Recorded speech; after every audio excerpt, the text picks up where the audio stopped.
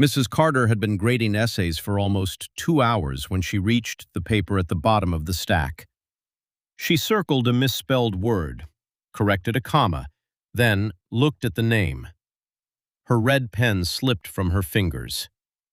Ethan Miller. For several seconds, she simply stared. Then she whispered, "No." She knew that name. Everyone in Ashford knew that name. 17 years earlier, 12-year-old Ethan Miller had walked out of Mrs. Carter's classroom at 3:06 on a rainy October afternoon. He never made it home. No body was found, no arrest was made, no explanation was ever discovered. His disappearance had haunted the town ever since, and now, 17 years later, Mrs. Carter was holding his homework. The assignment was titled, "What I Did Last Weekend." The first sentence read, "I found the place where they put me." In 2009, Laura Carter was a 29-year-old English teacher at Ashford Middle School. Ethan Miller sat in the third row beside the window. Quiet boy, good grades, loved drawing, rarely caused trouble. On October 22nd, Ethan stayed after class. "Mrs. Carter?" "Yes." "If somebody told you something bad was going to happen, would you believe them?" Laura smiled. "Depends who's telling me." Ethan didn't smile. "What if they were dead?" Laura remembered laughing nervously. "Ethan, is everything okay?" He stared toward the hallway, then whispered, "I think someone is waiting for me." Laura immediately became concerned. "Who?" Ethan opened his mouth. The school bell rang. Students flooded the hallway. Ethan grabbed his backpack. "I have to go." "Wait!" But he disappeared into the crowd. Security cameras showed Ethan leaving school at 3:06. He walked toward Oak Street, then vanished. No witnesses, no struggle, nothing. For months, volunteers searched forests, abandoned buildings, rivers, drainage tunnels. Laura joined them. They found nothing. Eventually, Ethan's desk was removed, but Laura never forgot what he'd asked. What if they were dead? 17 years later. Laura was now 46. She still taught in the same classroom, room 203. The building had changed. New computers, security cameras, electronic whiteboards, but some things remained, including Ethan's initials scratched beneath the third-row desk, E.M. Laura had never allowed maintenance to replace it. That Tuesday evening, she'd assigned her 7th graders a simple essay, "What I Did Last Weekend." 26 students, 26 papers. Except Laura now counted 27. She picked up Ethan's essay again. The handwriting looked childish, but familiar. She went to her filing cabinet. At the very back was a folder she'd kept for 17 years, Ethan's old work. Laura placed a 2009 essay beside the new one. Her hands began trembling. Same handwriting, same oddly shaped capital E, same habit of pressing too hard on lowercase t's, same misspelling of because as because. Laura read the new essay. "I found the place where they put me. It is underneath the school." Laura stopped. She continued. "I can hear the bells, but nobody can hear me. There are others here. I think one of them knows Mrs. Carter." Then the final line. "Please tell her I'm sorry I didn't listen." Laura immediately called the police. Detective Marcus Grant arrived 40 minutes later. He had been a rookie officer when Ethan disappeared. Now he headed the department. He read the essay twice. "This isn't funny." "You think I wrote it?" "No." "Then what?" "Somebody knows about Ethan." "Who?" "Everyone." Ethan's disappearance had been covered nationally. Grant slipped the essay into an evidence bag. "We'll check fingerprints." Laura shook her head. Read the part about underneath the school. I did. Was the school ever searched? Top to bottom. Basement? Yes. Tunnels? Grant hesitated. Laura noticed. What? Nothing. Marcus. The detective sighed. The school was built in 1924. There were old utility tunnels connecting the boiler room to several municipal buildings. Were they searched? Most had collapsed decades before Ethan disappeared. Most? Grant looked at her. Go home, Laura. That wasn't an answer. The next morning, Laura arrived at 6:40. Her classroom door was locked. Nothing appeared disturbed. She placed her bag on the desk, then stopped. A sheet of paper lay in the center. She hadn't left it there. At the top, Ethan Miller. Below, assignment. Describe your family. Laura's breathing became shallow. She hadn't assigned that topic. She read, My mom cries because she thinks I ran away. Tell her I didn't. My dad stopped looking before Mom did. He shouldn't have. Laura swallowed. Then, Mrs. Carter has a family too. Tell her Daniel says hello. Laura dropped the paper. Daniel. Nobody at school knew that name. Daniel Carter had been Laura's older brother. He disappeared when Laura was 8. Her parents told everyone he'd drowned while camping. His body was never recovered. Laura had spent her entire childhood believing Daniel was dead. She looked at the final sentence. Daniel is here with me.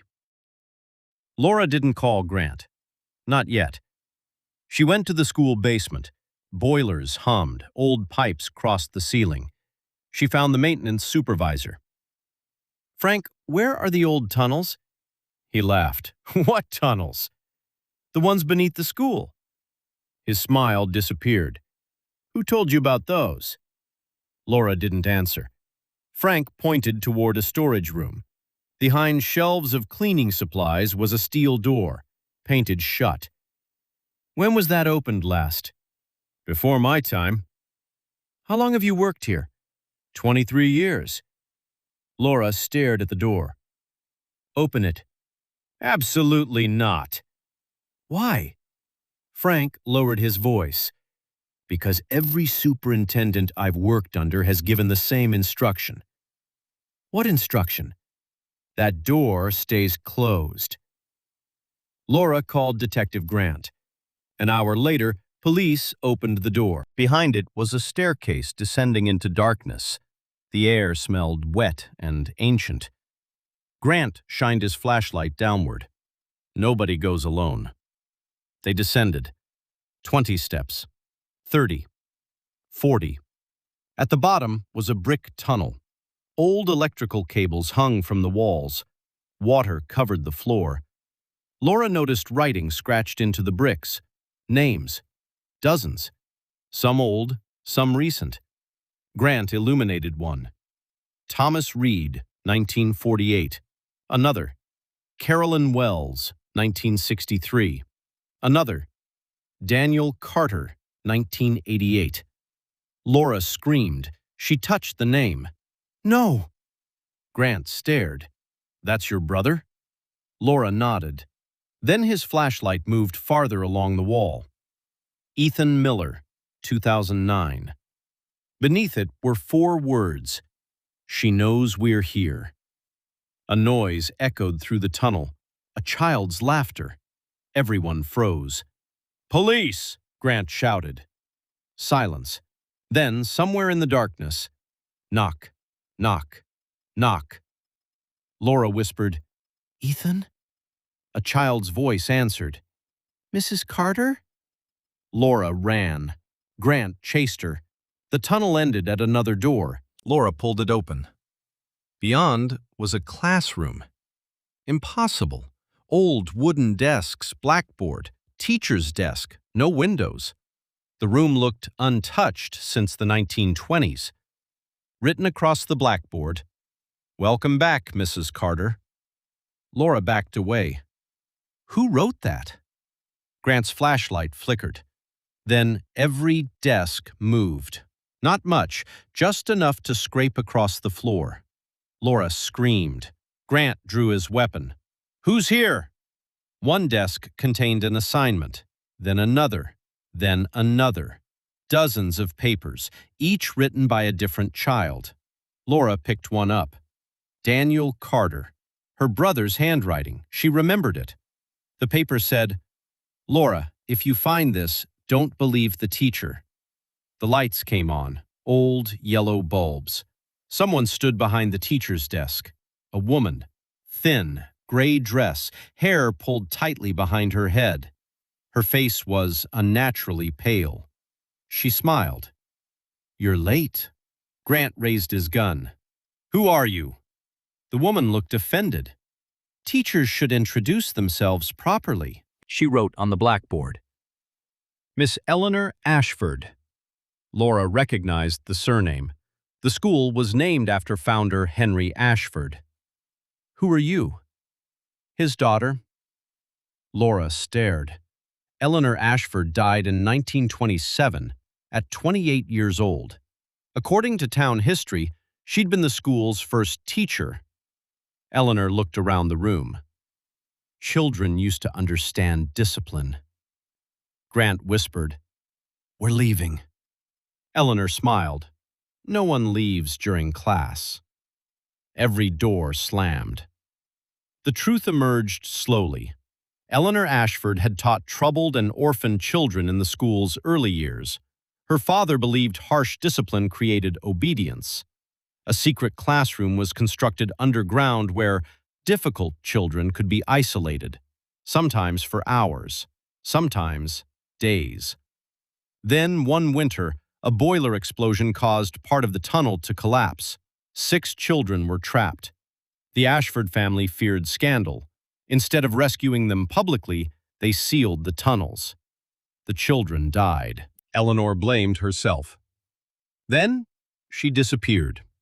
Her body was discovered months later in the underground classroom.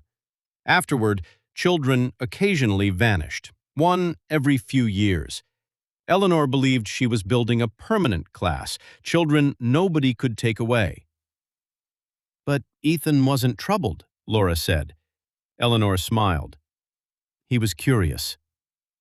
"And Daniel?" "He came looking for someone." Laura's blood went cold. "Who?" Eleanor pointed toward the back of the classroom. A boy stood there, 8 years old. Laura recognized him instantly. "Daniel?" But Daniel wasn't 8 when he disappeared. He'd been 17. The boy stepped forward. "I'm not Daniel." Laura stared. "Then who are you?" The child whispered, "I'm the reason Daniel came down here." The boy's name was Samuel Carter, Laura's uncle, except Laura had never known she had an uncle. Samuel disappeared in 1967 at 8 years old. Laura's grandparents covered up the truth because Samuel had vanished while playing beneath the school after sneaking through an unlocked maintenance store. 21 years later, Daniel discovered Samuel's existence. He investigated, found the tunnel, and disappeared too. The Carter family hadn't suffered one tragedy, they'd suffered 2, and buried both. Laura looked at Eleanor. "You took them." Eleanor smiled. "I taught them." "Where are they?" "Still learning." Laura looked around. "Where's Ethan?" Eleanor's expression changed. For the first time, she looked frightened. "He's not here anymore." Laura frowned. "What does that mean?" Eleanor whispered, "Ethan found the other door." The floor shook. Eleanor screamed. "Class dismissed!" The ghost children vanished. Grant grabbed Laura. "We're leaving." But Laura saw something beneath Eleanor's desk. A trap door. "Ethan!" She pulled it open. A ladder descended farther underground. The smell that emerged was unbearable. Earth, mold, something rotten, and something else. Laura climbed down. "Laura!" Grant followed. At the bottom was another corridor. Unlike the school tunnels, this one was much older. Stone walls, symbols carved into them, and hundreds of children's drawings. Every picture showed the same thing, a tall black shape standing behind a teacher. Laura realized Eleanor wasn't the monster. Not entirely. Something had been beneath the school before it was built. Something Eleanor encountered when the children died. Something that promised she could keep them. Forever. A voice came from the darkness. "Mrs. Carter." "Ethan?" A boy stepped forward, 12 years old, exactly as he'd looked 17 years earlier. Laura sobbed. "Ethan." He smiled. "You finally found my homework." She moved toward him.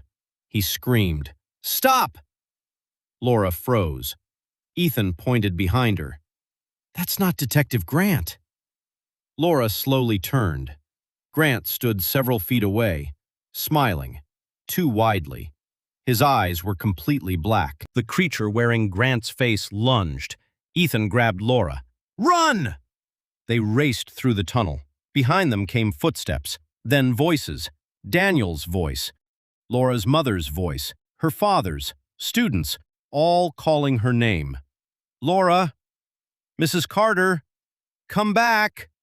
Ethan shouted, "Don't answer!" They reached a chamber. At its center stood a huge wooden door. Ethan handed Laura something. A red pen. Her red pen. The one she'd dropped while grading his essay. "How did you get this?" "I didn't." "Then, it gave it to me." Laura stared. "Why?" "Because it wanted you here." Everything clicked. The homework, Daniel, the messages. They weren't simply cries for help. They were bait. The creature needed Laura. "Why me?" Ethan looked toward the wooden door. "Because you're the last teacher." Eleanor appeared behind them. She was crying. "I'm sorry." Laura backed away. "You brought me here." "I had to." "Why?" Eleanor explained. When the original children died, the entity offered her a bargain. It would preserve them. In exchange, Eleanor would bring it another child periodically. But the agreement had a condition. As long as a teacher remained bound to the underground classroom, the entity couldn't leave. Eleanor had been its jailer for nearly a century. Now she was weakening. It needed another teacher. Laura. "You expect me to stay here forever?" Eleanor whispered, "If you don't." The wooden door shook. "It goes upstairs." Above them were 600 students. Laura understood. The homework hadn't been sent by Ethan. The creature had sent it. It knew exactly what would bring Laura underground. Her guilt. Her brother. A missing student she'd never stopped thinking about. The perfect lesson plan. Laura looked at Ethan. "If I stay, can the children leave?" Eleanor shook her head. "Not all." "Why?" "Some have been here too long." "What about Ethan?" Silence. "Eleanor." "Yes." Laura closed her eyes. Then she remembered something. Teachers didn't simply follow lesson plans. Good teachers changed them when they weren't working. Laura looked at the red pen, then at the symbols covering the door. They resembled writing, names, rules, an agreement. She understood. "Where's the original contract?" Eleanor's eyes widened. "Laura?" "Where?" Eleanor pointed toward the classroom above. "The attendance book." Laura smiled. "Then let's change the lesson." They raced upstairs. The creature followed. Back inside Classroom 0, Laura found an enormous leather attendance book. Names filled its pages. Samuel Carter, Daniel Carter, Ethan Miller. hundreds more. At the top of every page, present. Laura grabbed her red pen. The creature entered. Stop. She crossed out the first name, wrote, dismissed. A child vanished. Not into darkness, into light. Laura crossed another. Dismissed. Another child disappeared. The creature screamed. Desks flew across the room. Eleanor held it back. Keep writing! Laura crossed out names. Samuel. Dismissed. He smiled before vanishing. Daniel. Laura stopped. Her brother appeared beside her, 17 again. Hey, little sis. Laura began sobbing. I looked for you. I know. I'm sorry. For what?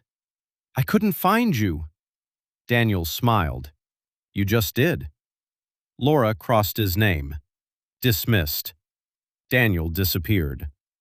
Finally, Ethan Miller. Ethan stood beside her.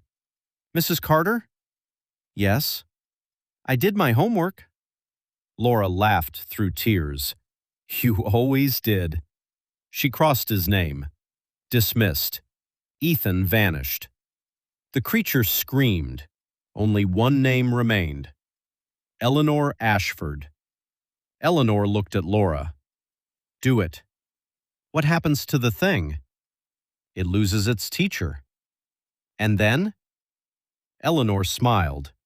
No class. Laura crossed her name. Dismissed. Eleanor disappeared. The classroom began collapsing. The creature shrieked as cracks ripped through its body. Laura ran. She reached the basement stairs as the tunnels collapsed behind her. Then everything went black. Laura woke outside the school. Police, firefighters, ambulances. Grant sat nearby. The real Grant. He remembered entering the tunnel. Then nothing. Excavation crews searched beneath Ashford Middle School. They discovered human remains dating back nearly a century. The town was forced to confront generations of secrets. But there was one thing authorities couldn't explain. Several families received impossible visitors that night. Children who'd disappeared decades earlier appeared briefly in bedrooms, kitchens, and dreams, long enough to say goodbye. Ethan's mother woke at 3:06 a.m. Her son sat at the foot of her bed, still 12, still wearing his backpack. He hugged her. I'm sorry I took so long getting home. Then he disappeared. 1 year later, Ashford Middle School was demolished. Laura retired from teaching. She moved 3 towns away. She rarely spoke about what happened. Then, one rainy October afternoon, a package appeared outside her house. No postage, no return address. Inside was a stack of school papers. Laura's hands trembled. Every assignment belonged to a child rescued from beneath Ashford. At the bottom was Ethan's essay. What I did last weekend. But something had changed. There was another paragraph. Laura read, Mrs. Carter found us. She let everyone go home. The teacher is gone now. Laura smiled through tears. Then she read the final sentence. Her smile disappeared. But the classroom isn't. Laura stared. On the back of the essay was a drawing. A school, not Ashford, a different school. Modern, large, hundreds of children standing outside. One basement window had been colored completely black. Beneath it, Ethan had written, It moved. Laura's telephone rang. She jumped. Unknown number. She answered. Hello? Nothing. Then she heard children reciting something together. Who is this? The children stopped. A little girl's voice whispered, Mrs. Carter? Laura gripped the phone. Yes? We found your name in our attendance book. Laura couldn't breathe. Where are you? The girl gave the name of a school Laura had never heard of. Then she whispered, Our teacher says you're supposed to come back. A bell rang through the telephone. Laura dropped it. Across town, inside an elementary school built only 5 years earlier, a custodian walked through the basement. He noticed a door he'd never seen before. He opened it. Behind the door was an old classroom. Wooden desks, blackboard, yellow lights. 27 children sat perfectly still. At the front of the room stood a tall figure. Its back was turned. The custodian whispered, "Hello?" The figure slowly faced him. Its eyes were completely black. Then it picked up a piece of chalk. Across the blackboard, it wrote, "New assignment." Underneath, "Write about someone you miss." 27 children lowered their heads. 27 pencils began moving. And hundreds of miles away, printers inside schools, libraries, offices, and homes suddenly turned on by themselves. Sheets of paper began sliding into their trays. Each contained a different name, a different story, a different missing child. But every paper ended with exactly the same sentence: "Please give this to my teacher." And somewhere, in the darkness beneath the school, the bell rang again. If you liked this story, hit the like button, and please subscribe to our channel. Thank you.